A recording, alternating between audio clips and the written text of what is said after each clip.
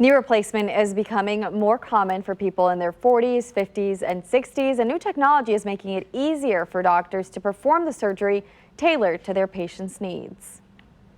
Who's the better tennis player? Me.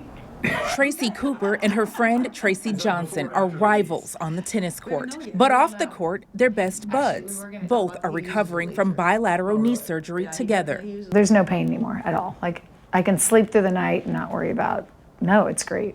Dr. David Anderson, orthopedic surgeon at Menorah Medical Center, says he's seeing more women with knee arthritis earlier on. We're starting to see it more in the 40s now, but really the 50s and 60s is where we start to see that for most patients. Dr. Anderson performed robotic knee surgery on both women. The technology provides a patient-centered experience. He says 3D modeling is the next step in patient care, and it's revolutionary. So we take all the patient factors into the knee before we make a single change to the knee.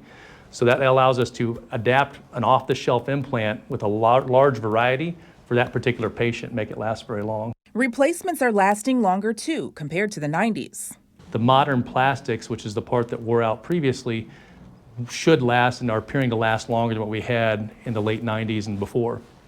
We think these will last 20 to 30 years based on our laboratory studies of these. Typical recovery time is 6 to 12 weeks, and at nearly 6 months out, Tracy is just about ready to get back on the tennis court. Now I'm walking with no pain and playing. We did a little bit of hitting, and we were playing, and it did not hurt at all. Kelly Taylor, KCTV 5 News. For more information, you can go to our website, kctv5.com/HCA Midwest.